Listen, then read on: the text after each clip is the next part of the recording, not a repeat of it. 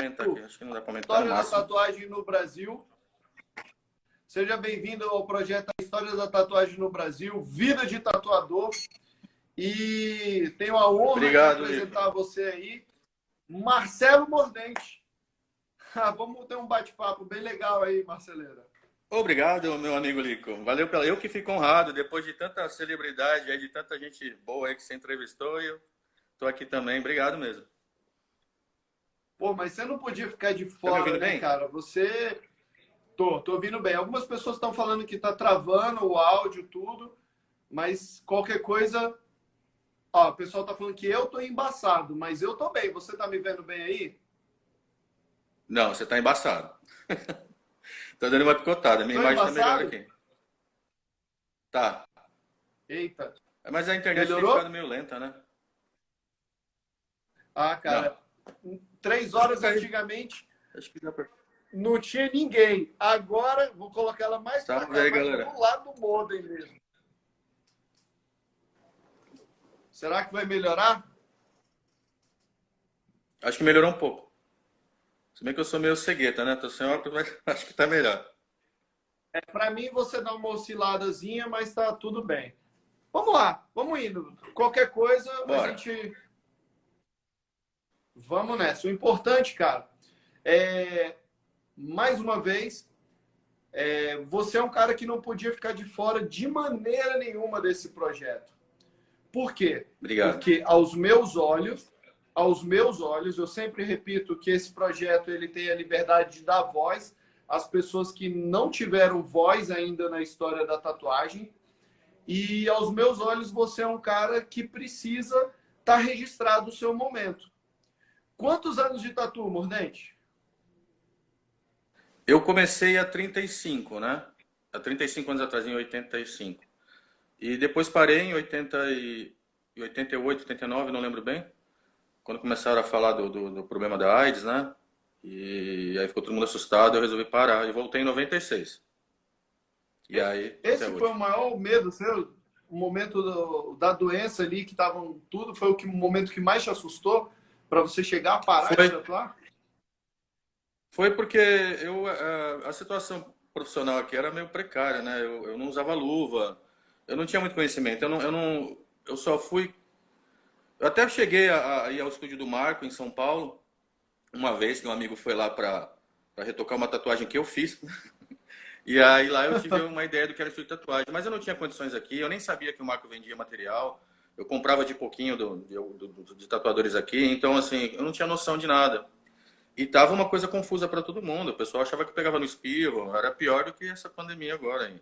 Entendeu? Uma coisa muito mais Meu assustadora. Deus! E então, como eu tinha outras opções, porque eu também tinha vontade de ser ilustrador, e logo, assim, na verdade, o que me estimulou mais a parar, é claro que isso tem a maior importância, mas o que colaborou foi eu ter começado a trabalhar em 88 numa escola de inglês como ilustrador. Eu tinha 18 anos, era praticamente um amador no desenho, mas já conseguia fazer algumas coisas legais. E a escola me contratou. Então eu comecei a apreciar o universo da ilustração. E aí resolvi sair de Santos e ir para São Paulo, porque meus pais já estavam morando lá. E me Uhum. matriculei numa escola de arte lá perto. Comecei a ter uma visão muito mais profissional da coisa. Depois que eu comecei a trabalhar aqui em Santos, na escola de inglês, que tinha uma biblioteca muito grande, muita informação. Foi quando eu comecei a ver os grandes mestres da pintura. Então abriu o meu leque. Mas a tatuagem sempre teve no coração. Uma frustração ter parado, mas também me serviu para estudar mais, né? Coisa que muita gente está fazendo hoje nas escolas de desenho aí. Muita gente envolvida com tatuagem está dando aula também. Então, acho que lá atrás eu fui forçado a fazer isso.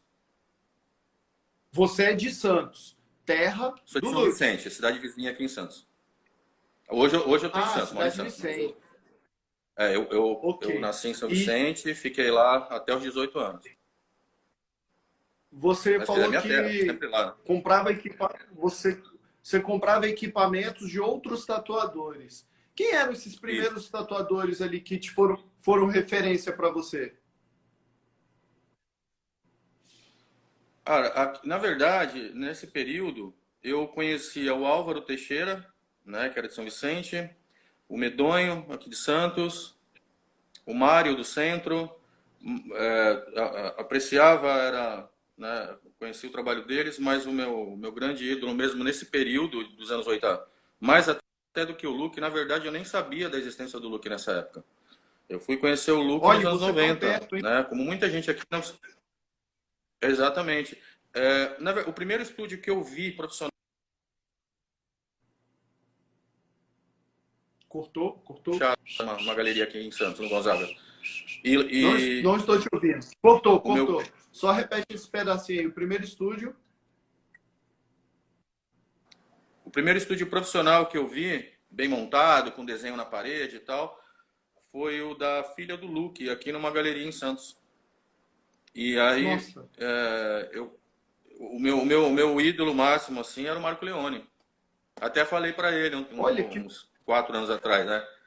Ele me entrou em contato comigo, porque tinha uma amiga dele que queria fazer um retrato, ele me indicou, e eu fiquei muito feliz, porque eu não sabia nem que ele me conhecia. Eu falei, pô, cara, porque ele estava tão distante, né? Muitos anos sem ter contato aqui no Brasil, e quando ele falou que conhecia meu trabalho, eu fiquei muito feliz. Eu até falei, pô, Marcos, você era a minha inspiração nos anos 80, porque sinônimo de tatuagem boa era o Marco Tatu, de São Paulo. Apesar de terem outros tal, mas ele era, né? Pra todo mundo até, né? Em 2000, quando eu fui para a Europa, quando eu fui lá para o Marco, a primeira vez, ele perguntou, o Luca, que era o sócio, que é o sócio dele, Luca Decena, ele perguntou, Lico, quem é esse tal de Mordente que tem essas fadinhas, essas luazinhas, essas coisinhas tão bonitinhas assim? Eu falei, é um cara lá de Santos, cara, ele tá arrepiando. Ele, você vai embora agora no final do mês, assim, que eu tinha ido passar uma temporada, você me traz a série? E aí foi quando eu comprei de você todas as séries na época que você tinha daquele momento, eu comprei Pô, que todas e legal. levei pro Luca. E levei pro Luca, que era uma moça Que que legal, cara. atendia, que eu lembro que era uma moça que atendia, que fazia todo o trâmite. Não era, a gente não conseguia comprar direto com você assim. Eu não lembro quem era Não, mas que fez o trâmite. era, tive um monte de gente que trabalhou para mim. Talvez tenha até Então. uma namorada que estava ali, eu me ajudava às vezes, mas E tive aí eu alguns levei em funcionários, né? 2001 para Itália. Eu levei em 2001 para Itália e a gente não parava de tatuar aquela série, cara. Aquela Quer série dizer que você foi ajudou meu as trabalho a ficar séries conhecido aqui. internacionalmente. De Desculpa. uma forma, né? Os caras já Você ajudou meu conheciam. trabalho a ficar conhecido, então, obrigado. Não, não, peraí. Você fez o trabalho. Eu não Mas fiz você nada. levou, fez a ponte aí, Eles já. valeu.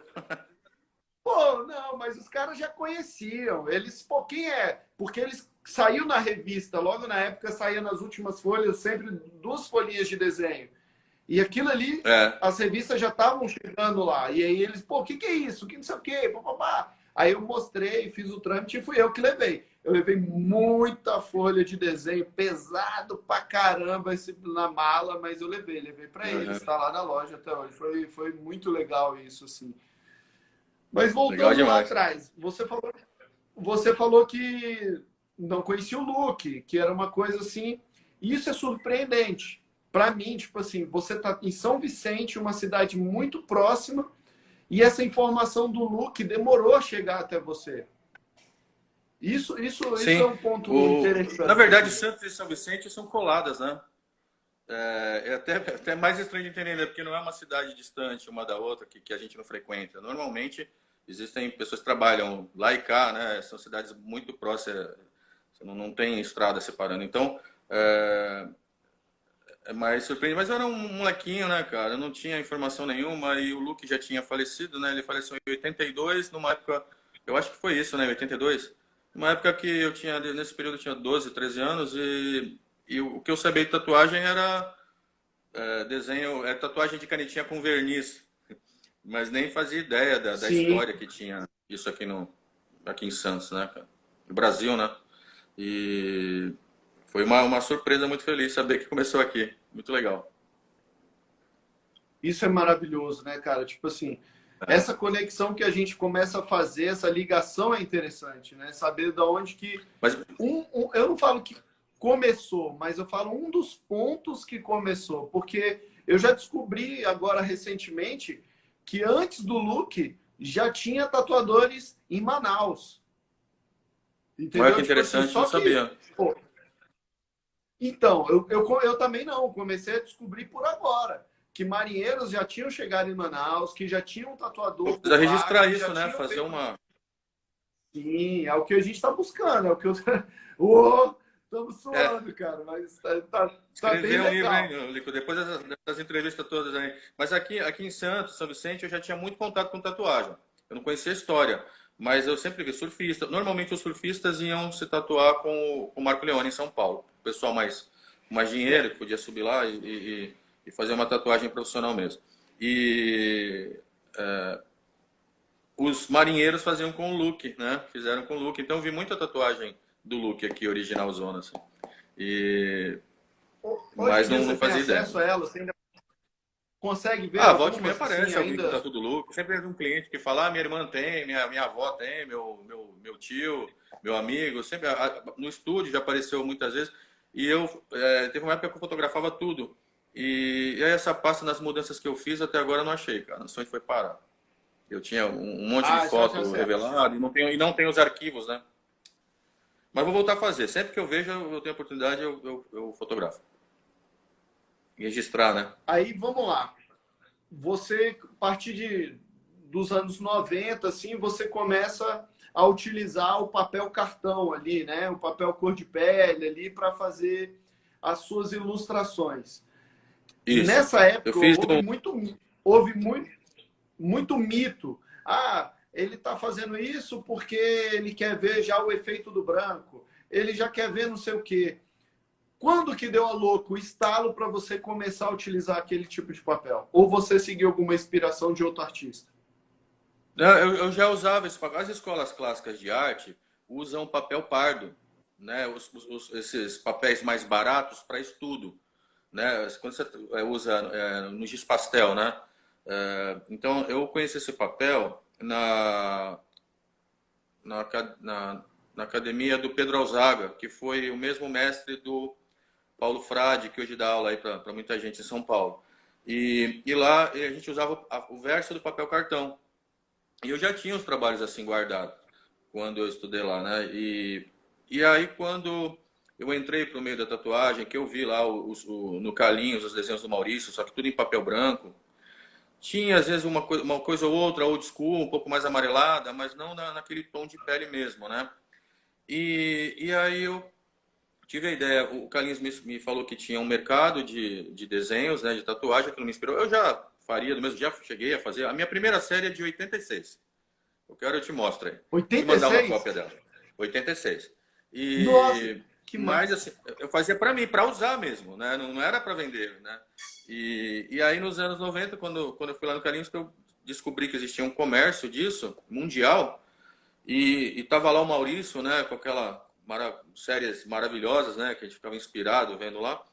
E aí eu voltei para casa com essas informações do Carlinhos, felizão. E aí me deparei com esses desenhos que eu já tinha feito na escola e tive a ideia de fazer no papel. Lembra a pele, o efeito é muito parecido com o final. E estava começando essa coisa de cópia colorida, né? Só tinha isso, né? A preto e branco, né? Tanto que as séries eram comercializadas em linha, né? Preto e branco.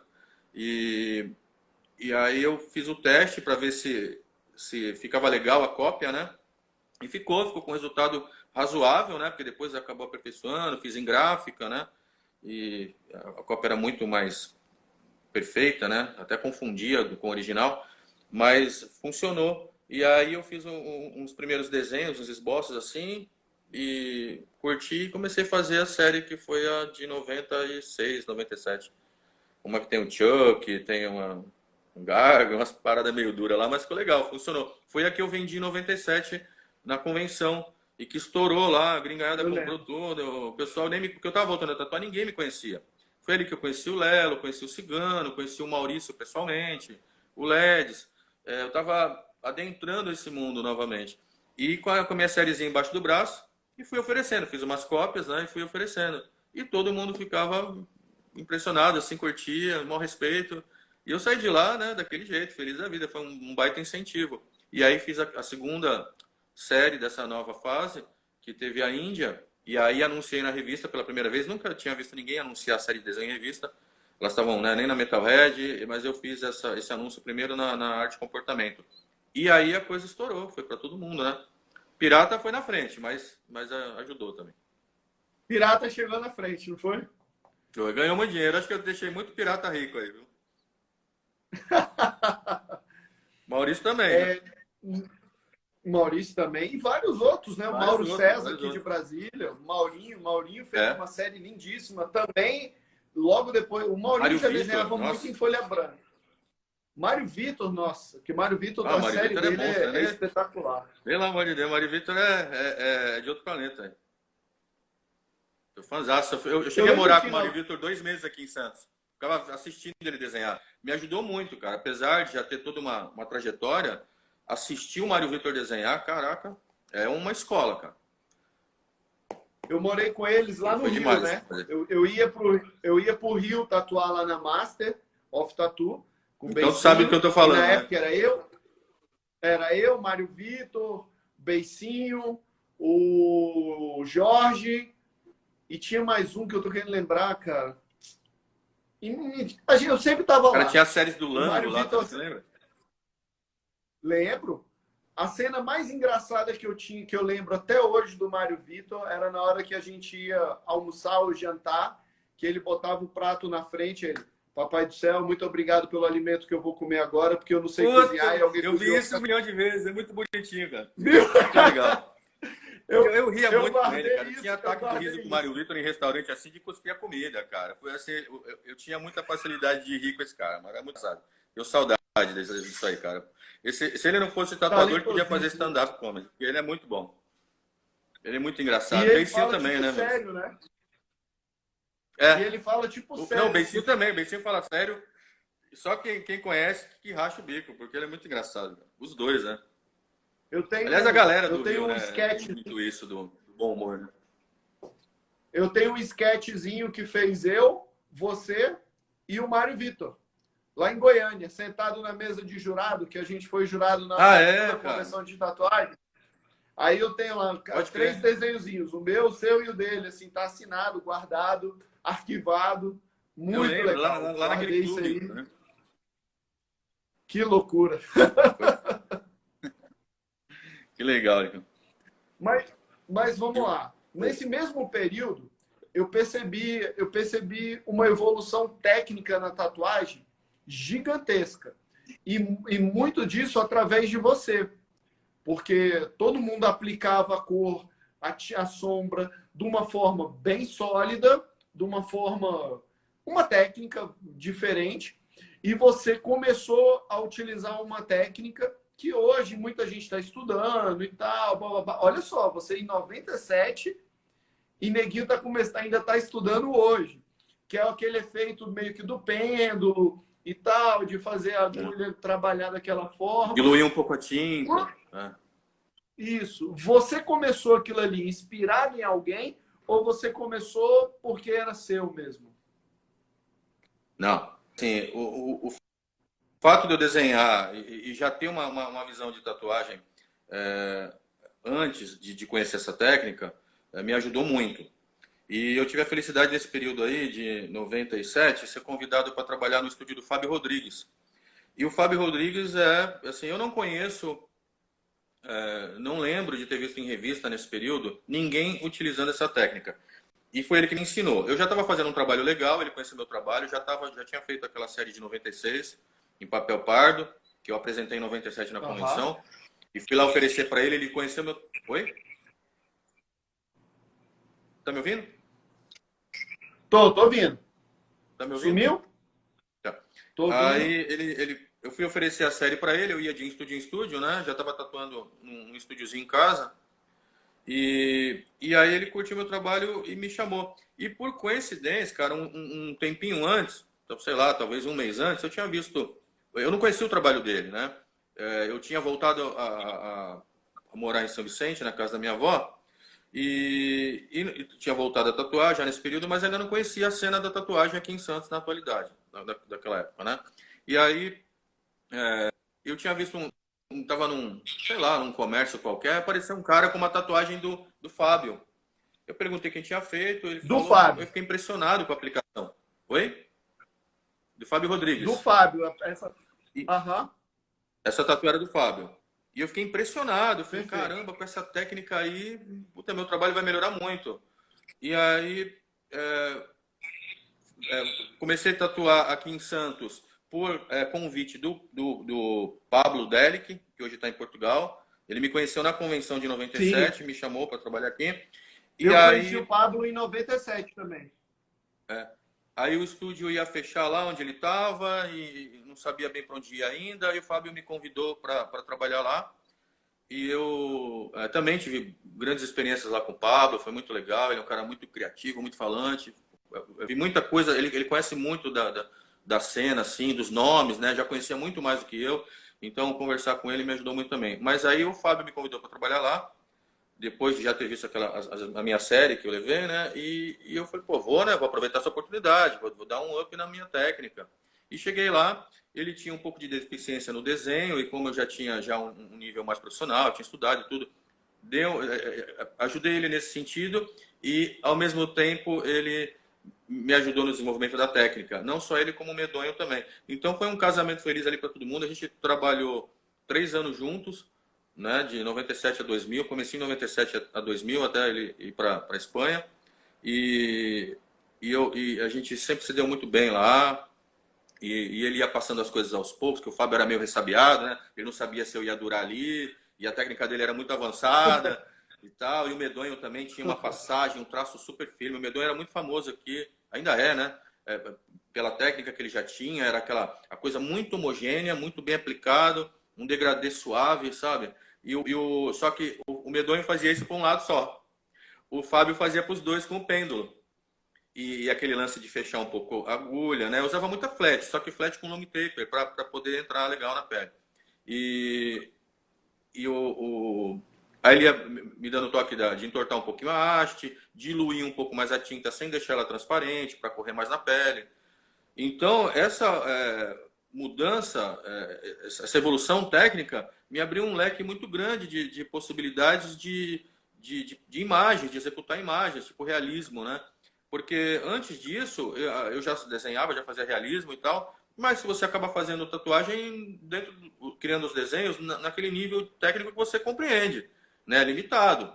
Quando essa técnica do pêndulo, que parecia um aerógrafo, e eu já tinha inclusive utilizado aerógrafo, né? Tinha feito curso e tal. Pô, aquilo. Aí eu comecei a desenhar, tanto que da primeira para a segunda série de desenho já tem uma mudança, né?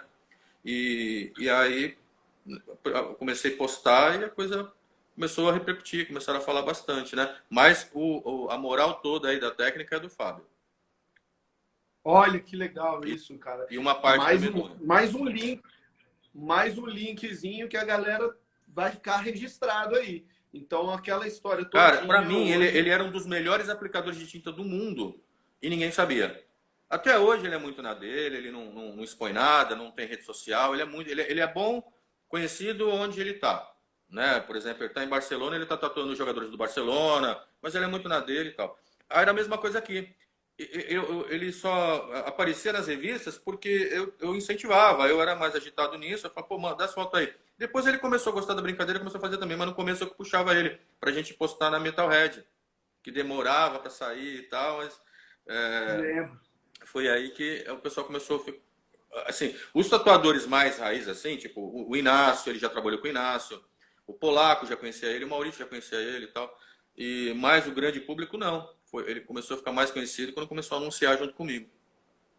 Então, assim, para mim Pode ele foi um crer. dos melhores aplicadores de tinta daquela época do mundo e ninguém sabia. Acho que nem ele, né? Porque ninguém fazia Nem aquilo. ele, nem. Né? É É o que porque eu o fazendo cara. hoje. E ele que fazia as máquinas dele. Foi o primeiro cara que eu vi usar a tinta Star Bright lá, que era a tinta gringa mais falada do momento, né? Americano, E né? é, então assim, ele era muito avançado para a época, né? As maquininhas que ele produzia era uma a agulha curvada também, né? Magnum Hound, eu não conhecia, ele que me ensinou. O Maurício, quando eu conheci ele me ensinou a fazer a Magnum reta, né? O Fábio me ensinou a Magnum Hound, que é o que facilita no degradê. E, enfim, grato, muito, muito grato a ele. Foi uma mudança na minha vida. naquela época, eu estou falando naquela época, ó, os tatuadores que vêm passando, todos eles narram uma dificuldade gigantesca, primeiro, da compra do equipamento, narram uma dificuldade gigantesca de acesso. Mas você retorna a tatuagem em 96, numa época onde que começou uma abertura muito grande, porque 95 Sim. foi a primeira Metalhead. Você então não Que aí passou por começaram os essa anúncios, fase, né? né? Quando você retorna, então você não teve essa dificuldade de equipamento. Você só teve Nenhum. lá em 80 e pouco, assim. Isso. Então, só em Nos 80. anos 90. Nos anos 80 era E muito como difícil, era a né? Inclusive sua. os tatuadores. Os tatuadores não passavam informação, tinham muito medo de concorrência, né? Natural, porque também nem tinha tanto cliente assim. Não sei como é que era esse universo lá em São Paulo, em torno do Marco, em torno de algum outro que já estava lá tatuando, mas aqui era muito difícil, né? O primeiro cara, na verdade, que me deu um toque de alguma coisa, eu não sei se eu dei uma pulada na história lá quando eu comecei a te falar, que eu lembrei agora, foi o Newton Borini. O Maurício, o Tino, essa galera conhece ele. É dos anos 80. Ele tinha um estúdio lá na Pompeia. E eu passava na Newton porta e Borini, vou tal, e meu anotar isso pai. aqui. Isso, mano, Newton Borini. Isso depois eu te mando lá, se esquecer. Aí meu pai um dia me perguntou, eu tinha o quê? 15 anos, aí 16, né? Já estava tatuando, dos 15 aos 16 eu tatuava manualmente, né? Do jeito que o Rick me ensinou lá na praia. E aí eu passava na porta desse cara, tinha aquela placa, já era uma coisa profissional. Eu cheguei a ver pessoas saindo do estúdio com aquela baita tatuagem bonita, bem aplicada, viva, né? E aí meu pai perguntou se era isso que eu queria mesmo, que foi também uma coisa muito inédita, né? Um pai nessa época apoiar, né? E a minha família sempre apoiou. E ele falou, é isso que você quer mesmo, filho? E eu falei, pai, é isso que eu quero. Eu falei, então, qual que é a tua referência? Quem que você admira nisso daí? Eu falei, eu passo ali na frente, ali do estúdio, aqui perto. Ele falou, passa lá e pega o telefone.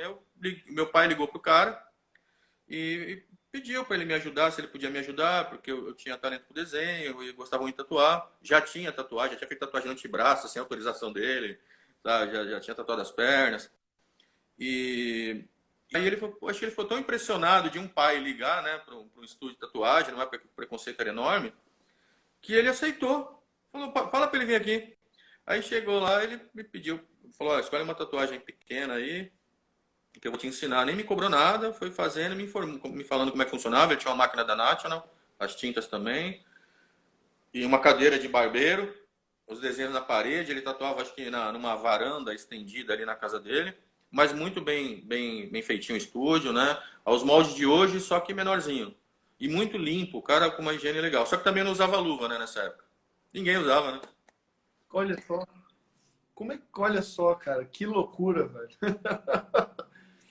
Bom, aí você passa dessa época, você usa esse Newton Morini como referência, como que era a tatuagem, né? Isso. E daí em diante você abre o mundo. Pô, perguntar sobre o suporte familiar nem precisa, tá aí. Você foi um dos. Acabou. Voltou. Você foi um dos Voltou. que teve um suporte familiar gigantesco, né? Você teve acesso. Porra. Inédito. Minha mãe chegou aí comigo no bairro da Liberdade, eu lá com 15 anos, bairro da Liberdade, bairro de japonês, né, em São Paulo. E, que a gente via, né, os japoneses tatuados, aquela coisa da máfia, então a gente foi lá achando que ia encontrar tinta lá. E a gente chamava de tinta Olha, vegetal, vai vendo. Olha o chaveco dos caras, né? É tinta vegetal, né? era mesmo, Era mesmo. Eu chegava de loja em loja vegetal com ela, uma bonitinha, aí ela perguntando, tem tinta vegetal? E os caras tinham um preconceito com tatuagem, né? Por causa da máfia, né? E depois ela foi ao Paraguai comigo, nessa época também, em torno dos 15 anos, porque a gente achava que lá poderia ter. Então eu não tinha a menor ideia de quem vendia isso, cara. Era um segredo do cacete. E a minha família apoiando, né? De todas as formas. Tanto pai, mãe, tio, vó, todo mundo. Eu nunca vi preconceito na minha família. Talvez algum parente distante, mas ninguém nunca teve coragem de falar isso pra mim. Graças a Deus foi uma coisa que me ajudou, porque assim, eu era meio rebelde, né? Eu não sei se proibissem, ficassem falando alguma groselha, eu ia aceitar, não. Tanto que eu saí me tatuando todo sem pedir autorização de ninguém. Né? Porque nessa época você ainda, A né? gente, Se a gente tá a ouvindo gente seu ia pai e te mãe chamar a vida aqui em inteira, mas nessa Brasília. época a gente dá mais ainda, né? Oi? A gente ia te chamar aqui de Brasília, então, de punk de apartamento. É aquele punk que a mãe autoriza e compra blusa para ele da banda de rock, que a mãe ajuda em tudo, cara. Não, mas cara, assim, não tinha como. Na verdade, não é porque eu dependia dela. Ela se colocava à frente, porque tinha uma visão muito maior da vida. Por exemplo, meu pai, quando ele chegou em mim e falou. Porque eu era moleque da rua, cara. Eu fui criado na rua. Eu tomava conta de carro, vendi cartão na praça. Eu era, com 10 anos de idade, já conhecia a cidade inteira. Nesse período em São Paulo, eu era molecão e eu não tinha experiência de vida. E meu pai, com a visão dele, me clareou a mente, né? A sorte do meu pai chegar em mim e falar que é isso que você quer, filho? Porque eu não tinha essa visão de futuro com tatuagem. Para mim era o que eu fazia, pronto, não era uma profissão. Eu fazia porque eu gostava. E quando meu pai colocou isso em termos profissionais para a vida inteira, começou a me dar uma luz e aí eles começaram a querer me ajudar. Então foi simplesmente um apoio de pai, mas não por um menino que depende assim de uma forma tosca, né, ingênua, assim, muito bobinha. Não, era uma força de pai e mãe legítima na hora certa e eu tava ali já fazendo e também não podiam fazer mais nada porque eu já era tatuador. Foi muito legal, sou muito É, grato a eles, assim. meu coroa, na realidade, ele não sabia nem como me ajudar. Um coroa, um cara que veio do interior do Nordestezão, um cara bem, cabeça bem fechada. Quando eu comecei a tatuar, ele simplesmente, tipo, vê que fui numa prima minha que estava se formando em odontologia, chegou para ela e perguntou: fala para ele o que ele precisa saber em questão de saúde aí. Aí foi ela que me Olha, falou sobre estufa, sobre algumas coisas. E aí ele chegou, pegou um dinheiro que eu tinha tatuado, tomou da minha mão. Eu, eita porra, e meu dinheiro? Esse velho vai ficar com meu dinheiro, esse velho vai ficar com meu dinheiro. No sábado de manhã a gente saiu, foi comprar uma estufa. Cara, eu tinha 2 bicos. Eu fazia esterilização com lisoforme em casa, aquele método mais primário. Meu pai entrou na loja comigo, o cara falava: o doutor, o doutor, o doutor, o doutor. E meu pai: que doutor, o caralho, rapaz? Tipo assim, mó brutozão. E comprou uma estufa gigante. Aí o cara: mas o senhor é médico? O senhor é dentista? Ele: não. Meu filho que é tatuador. Cara, eu tinha 14 anos de idade. Aí o cara: olha não, que mas para legal. Ah, seu tatuagem pai não foi da precisa. mesma forma que o meu. Foi, Só que já foi pro lado foi o da saúde, que a suporte. gente nem tinha noção. O meu, a forma que eu esterilizava era com isqueirinho na ponta da agulha. Era Aí ele embaçado, chegou cara. para mim e falou: não. E ele simplesmente chegou para mim e falou: não me traga problema para dentro de casa. Ponto. Final. Acabou, morreu Maria Preá. Foi a história, foi essa. Ele não tinha como. E depois, um ano depois, mais ou menos, que ele foi para Porto Alegre, e aí eu tinha o contato do Frank, do Tatu Mania, lá do Sul, que ia participar da entrevista. E meu pai foi para lá e comprou. Dei o dinheiro pro meu pai foi lá e comprou. Só que meu pai chegava em casa e não conversava com ninguém. Era um cara muito sério. E com o Uhum. Frank, ele virou amigaço do Frank, tá ligado? Tipo, viraram brother. Aí eu falei: mas assim, Aí cara, o Frank facilitou tudo. conhece um pai que eu. É, o Frank conhece um pai que eu não conheço. Mas enfim, né, cara? É a vida. É a vida. E a história da Ah, mas você tatuagem no vê. Mordantigo, tipo assim. Vai, pode falar. Não, não, fala aí. Eu ia E a girar em torno do história mesmo da assunto. Pode falar. tatuagem. Vamos pra frente. Oi? E a história da tatuagem, ela tem muito a ver, hoje em dia, com o conceito artístico do Sim, tatuador querer se tornar um artista. Você, quando sim. começou, já tinha esse intuito, tipo assim: eu vou produzir arte com agulha, porque você falou que já estudava desenho e tudo, ou não? Você falou: cara, eu quero fazer essa parada porque é underground, porque é doideira. Como é que foi? Cara, assim, eu acho que eu nunca vi como underground. Assim, pra mim era o que eu gostava e ponto final. Eu tinha uma vivência com tatuagem, apesar de não ser tatuagem definitiva, desde moleque, que eu já fazia com canetinha nos meus amigos. Então sempre fui muito elogiado por causa do desenho, como eu já tinha essa facilidade, né? Desde menino. Então eu sempre recebi muito elogio. Então, essa coisa do elogio está muito ligada ao artista, né? Você faz para mostrar, não é o ego, né?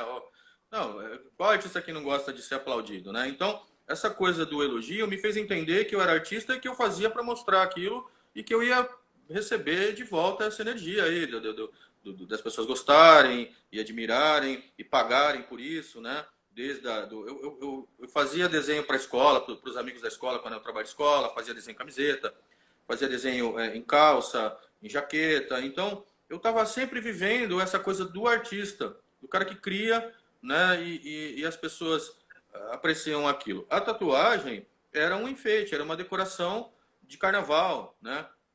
E claro que já tinha. Dizer que não tinha um certo orgulho de enfrentar a sociedade, né, nos anos 80, eu também vou estar mentindo.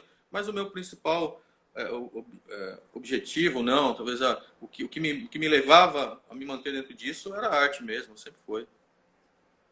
Olha que legal, mais uma visão totalmente diferente. Porque a gente vem ouvindo as pessoas, cada um chega e fala, não, eu era rebelde, eu era isso, eu era aquilo, era totalmente underground, submundo, que não sei o quê, bababá, foi o rock. E aí você não, você já entra com uma visão, pô, eu entrei na tatuagem e, pô, com uma outra visão. Isso é legal. Cara, é que eu não vivia numa metrópole, né? Onde existiam várias tribos, né? Era bairro, cara. Bairro sem asfalto. E eu via tatuagem porque nessa época você via a novela lá, Avenida Tropical, o Nando com tatuagem, né? Com aquela gaivota no peito. Aí depois o Menino do Rio, aquele famoso dragão que foi o Luke que tatuou. E então, assim, eu via surfistada, eu via os marinheiros, então eu sempre via marinheiro passando. Eu tinha um alemão que morava lá no Parque Bitaru, né, em São Vicente, que era um senhor, dono de uma academia, né, o Domênico, e ele era todo tatuado, marinheirão, um gringo que veio pro Brasil, casou com uma brasileira e ficou. E então ele toda hora passava, super sério, tudo musculoso, né, coroa forte, né, todo tatuado, mais estilosão. E a gente achava aquilo legal também, né, porque ninguém marginalizava ele. Ele, ser marinheiro, sempre teve uma licença para ter tatuagem, né? A polícia ia pegar o cara comum com tatuagem tosca lá, mas aquele cara com tatuagem artística, o marinheiro, eles nem se metiam, né? E, então, assim, até queria aproveitar para dizer que a gente deve muito aos marinheiros, foram os nossos primeiros clientes, né?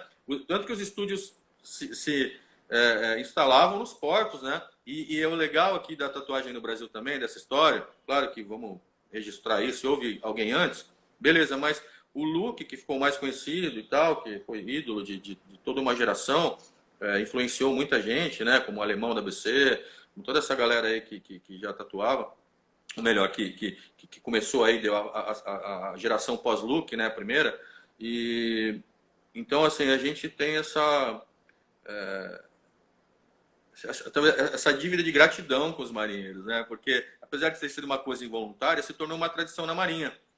E foram eles que abriram as portas, né, da tatuagem comercial, né, da nova era, né, que a tatuagem é milenar, mas tem a história da tatuagem moderna, né, que hoje a sociedade faz uso, né. Eu acredito nisso, né? Tu leu o livro da Silvana Gerra, que ela fez agora a história da tatuagem no Brasil? Ela foca exatamente nisso, dos marinheiros.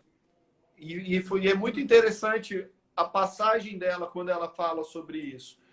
Te aconselho, vale a pena o investimento, você ter o livro aí na sua loja, ter com você, porque é um livro bem legal, um documento, né? É um documento aquilo ali, um documento histórico que vale a pena, assim, para nós tatuadores, para nós que amamos, assim, conhecer um pouco desse fato. Assim. Bom, se você tá falando, você que conhece, está falando que está bem feito, eu só posso acreditar e quero ler. Depois me manda pelo WhatsApp. E deixa registrado aí pra galera aí também. Cara, essa sugestão aí para todo mundo que tá vendo aí. Ela participou já, ela participou do projeto, ela tá aqui comigo na história, foi entrevistada junto com o Tony Marques. O Tony Marques foi num dia, ela foi no outro. Sim. Muita Tony gente Marques estava lá na convenção, né? Do Paulo lá, né? Tava lá com a gente lá. Muito legal a palestra dele, né? A galera... É interessante como o pós-entrevista chega, porque a galera fica assim, se questionando, me questionando. Mas por que você não perguntou isso? Ah, mas por que você colocou mas é difícil, né, e não coloca... É impossível. É impossível você querer... Se eu fosse se eu vivesse disso aqui, fosse um Danilo Gentili, um cara daquele dos Estados Unidos lá, que tem aquele programa Tete a Tete, cara, eu poderia, só no Mas não dá para Brasil, perguntar, você não lembra de tudo. Exato, Não é lembra de tudo. E se impossível. deixar, eu fico falando aqui, cara. Eu tô me segurando para não deslanchar nas histórias aí, cara. Porque eu gosto de falar, né? E não dá para lembrar de Não, tudo, perguntar de tudo, né, cara? Essa aqui é um bate-papo do rápido, passado. uma pincelada, uma sugestão, né? Uma inspiração. Mas é legal, tô achando muito legal essas coisas Exato. das lives, assim. Você Eu acho tem muito informativo, participado muito de importante. várias. É uma nova fase na história da tatuagem. Essa possibilidade de informação assim imediata, ao vivo, bate-papo, assim, eu acho bem interessante. Você está fazendo um trabalho muito legal. Depois, complementando, sabe O lá, que não sei que, se você vai escrever um livro, tudo isso. Torço para que é, você o continue com que, esse trabalho aí. o que que a gente vem buscando, né? Nesse período que nós estamos vivendo, dessa pandemia, a gente tem que produzir um material de conteúdo, algo que seja extremamente útil, porque futilidade a gente já tem milhares, né? É, Então, pô, eu vi o Zóio fazendo a entrevista dele lá, e o Zóio voltado muito para o lado artístico mesmo, e técnica, e trocando uhum. informação e tal. Eu falei, cara, eu Muito vou bom. pegar aquele meu projeto, eu vou pegar aquele meu projeto que está lá na gaveta e vou colocar ele com uma outra didática. Então, por isso que eu peguei o projeto que já era antigo e voltei, porque, pô, se eu tivesse capital, eu ia lá em Santos, a gente estava filmando, ia ser uma filmagem de 3, 4 horas, um bate-papo, um almoço e tal, e depois extrair É isso. um outro formato, mas eu Só que acho que a. Desculpa. essa situação que a gente está Assim, é um vivendo outro hoje, formato. Eu acho ela que não a nos live permite isso. ela dá uma pincelada para um trabalho mais profundo depois, né? Exato, exato, exato. E conta aí uma curiosidade do passado, assim, lá atrás, dos anos 80, assim, que ficou bem marcado para você virar um mordente tatu, assim, algo que você acha que foi fundamental mesmo, assim.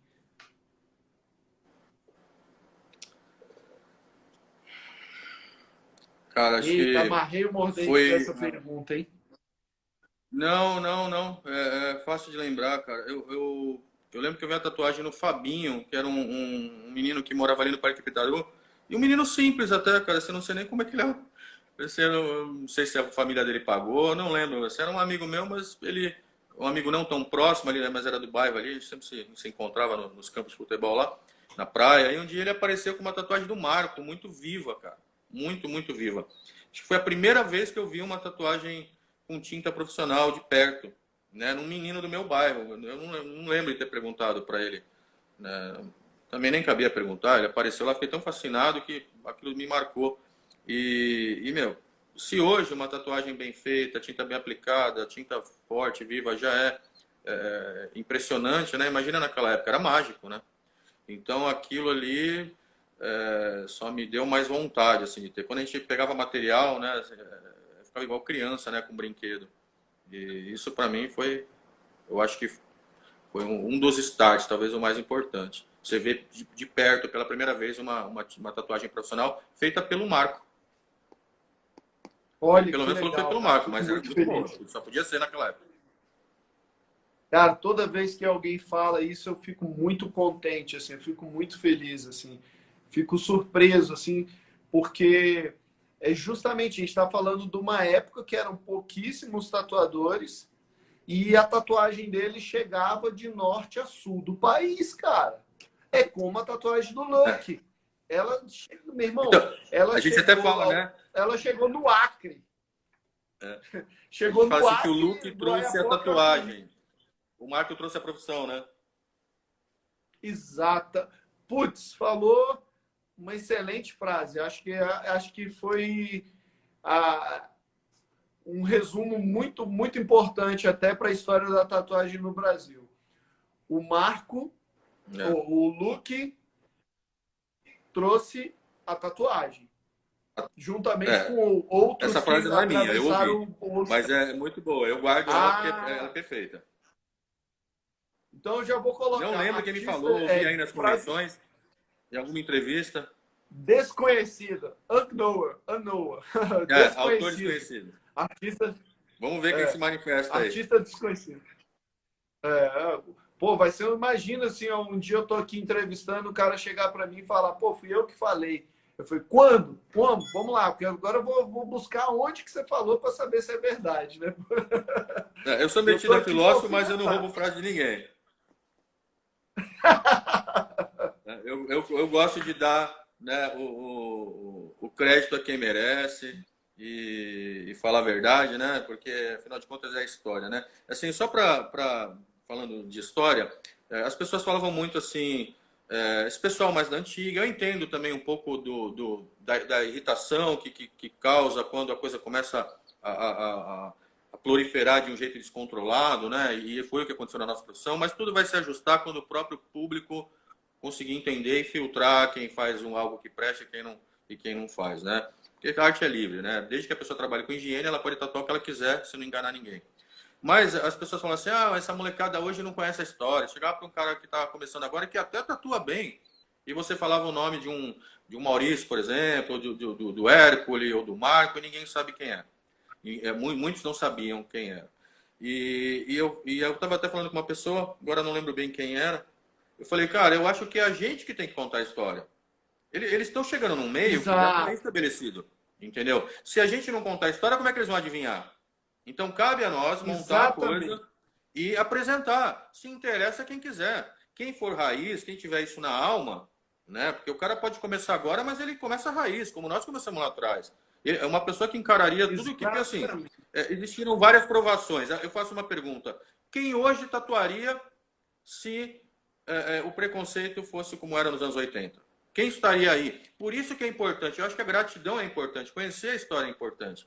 Né? Se você não tem interesse pela história daquilo que é o teu ganha-pão, que é aquilo que é a arte, que é muito relativo a amor, a entrega, a modo de vida, né? Porque a tatuagem para mim é um modo de vida.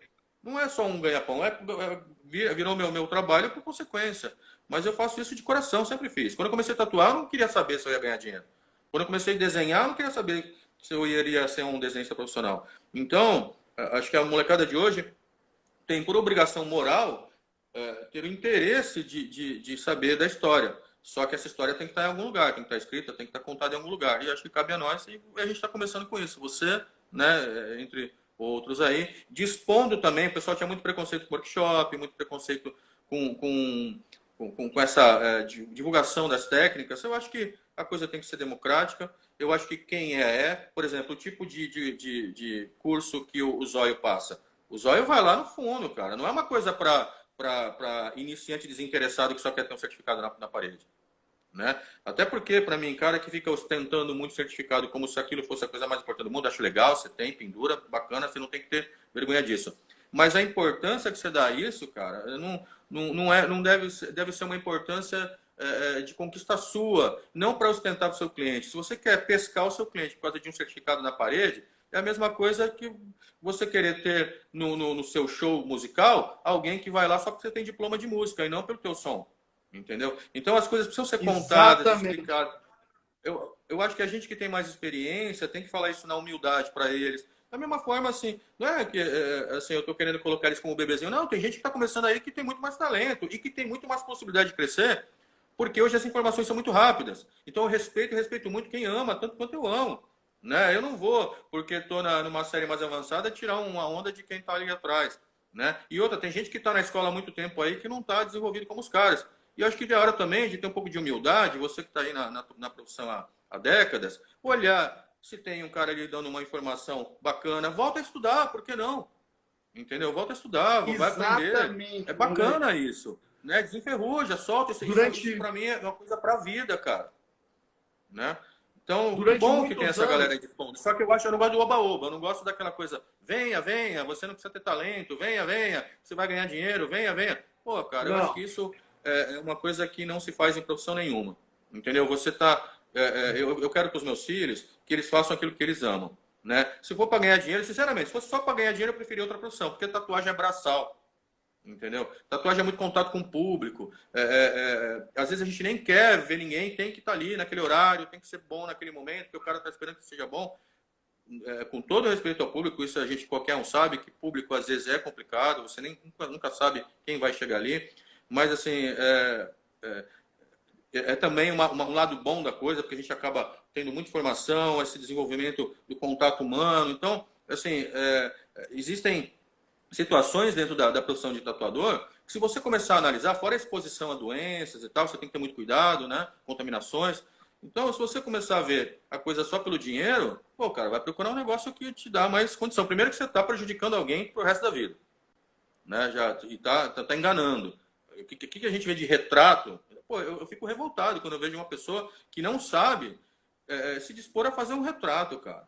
E a pessoa que não sabe, que o cliente, por uma deficiência cultural do nosso país, porque a educação artística na escola nunca foi tão apreciada, nunca foi tão valorizada. E é uma coisa que você leva para a vida, né? Quando você escolhe uma roupa, quando você decora a sua casa, quando você aprecia uma paisagem, tudo é arte. E a tatuagem tem feito isso de forma involuntária, desenvolvido essa percepção, essa sensibilidade nas pessoas. E eu falo, né, já falei em outras lives, assim, é um fenômeno cultural e que vai ser registrado nos livros de história da arte. E talvez esses historiadores da arte geral, né, dependam desse trabalho que vocês estão fazendo agora. Quer ver como uma coisa dá uma volta e se encaixa? Né? Muito, o universo da tatuagem é muito interessante. Anos. E a tatuagem, ela merece estar na história porque ela tem uma linguagem própria. Simplesmente por uma coisa. Você pode fazer qualquer coisa, até na parede, você pode fazer realismo, você pode fazer outros estilos, que é legal. Tudo é tatuagem, tudo é arte. Mas tem uma questão na tatuagem que faz com que ela seja respeitável, porque é peculiar, que tem uma linguagem própria, que é o seguinte: tirou do contexto da pele, lembra a tatuagem? Então é tatuagem. Entendeu? Então, pode crer. Alô? Alô? Tá me ouvindo, Lico? Voltou. Assim como o grafite teve esse reconhecimento, assim aqui, como... eu tenho um timerzinho aqui, ele está me avisando que a gente vai tem acabar. 7 minutos. Tá bom, vou acabar aqui. As coisas foram para um patamar de arte, eu acho que tudo está acontecendo na hora certa. Essas divulgações dos materiais, dos cursos, a história, tudo está acontecendo de acordo com a nova era, né? Com a tecnologia e de uma forma talvez mais completa. E então eu fico muito feliz de estar aqui, né? Para a gente já ir se despedindo. O meu incentivo à galera, se eu posso dar alguma sugestão, estude desenho, estude composição na pele. Se você vê um cara bom ali dando curso, vai lá fazer. Tanto na tatuagem como no desenho, porque são complementares. Você fazer o desenho no papel também ajuda muito. Fazer desenho em papel cor da pele ajuda muito, porque você já tem uma noção de como vai ficar o papel cartão, o verso do papel cartão. Conhecer os tatuadores mais antigos, entender o que é uma composição, o que é um encaixe no corpo. Desenvolver o aspecto técnico de aplicação, a sua inspiração e o seu melhor. Alô?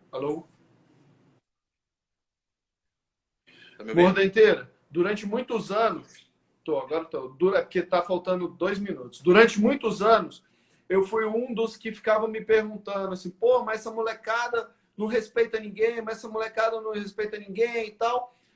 Por quê? Onde que a gente está errando? E aí eu olhei para o espelho. Quem estava errando somos nós mesmos. Entendeu? Por quê? Porque até o momento não existia nada escrito ou documentado para que essa molecada tivesse acesso. Mas tinha Malico, internet. Olha só por mim. A internet vai mostrar aquilo que é interessante para ele naquele momento. Ele não vai lá atrás para saber, fulano de tal fez isso. Não, é muito pouco. Então, que a gente consiga informar essa molecada nova, que a gente não se feche, que a gente abra um leque de informações, entendeu? Porque aconteceu comigo, né? Leque... Nos anos 80, quem sou eu para criticar? Se quando eu comecei, eu já tinha feeling, já amava muito tatuagem, tinha feeling para o desenho, para arte em geral, mas eu amava tatuagem e cheguei sem saber quem era o Luke, que é aqui da minha região, então não sou ninguém para criticar. Então, tive um exemplo de alguém que me estendeu a mão para me ensinar e assim tem que ser. A gente tem que dar a mão ali para segurar a outra mão aqui. Né? A gente só vai receber ajuda lá em cima se tua mão estiver aqui também. E a história correndo, cara. Amigo A história suporta correndo. amigo, né? Amigo ajuda Quanto amigo. mais o público entender, Ah, mais o público vai filtrar. Cabe a nós passar a informação. exatamente, Né? cara. Eu executo aqui de outro lado, vocês estão fazendo a história aí e são profissionais também. Vamos fazendo, né? Assim, que com amor, né? Tenho certeza que você está fazendo isso por amor e que está fazendo um bom trabalho. Exatamente. Muito Mano, legal. obrigado.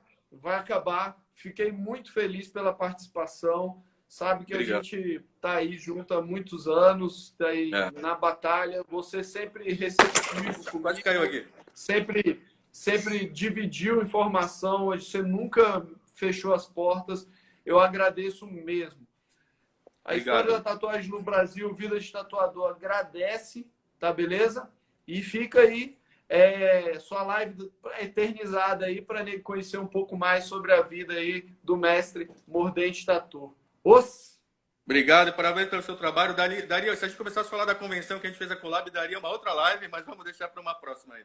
Que aquele dia foi Vamos massa deixar. também. Que eu cheguei, tu já chegou, Valeu. eu pisei no estande cheio de lenda ali, você já me chamou para fazer uma collab ali no Dragão. Eu falei, meu Deus, tá todo mundo aqui, Vamos né? nessa. Já vou fazer com o Lico, que o cara já fez um puta dragão ali, agora é minha vez. Mas foi muito da hora. Obrigado, cara. Foi muito legal. Valeu, Imagina, mano. tava Dutman, Maurício, Montaguini, Júnior, você, e tu já me pega para fazer isso, e eu todo tímido ali diante desses caras, cara. Foi muito legal. Foi um momento maravilhoso. Eu Obrigado. que agradeço, cara. Eu que agradeço. Até mais, mano. Até mais. Abração aí para todo mundo que assistiu.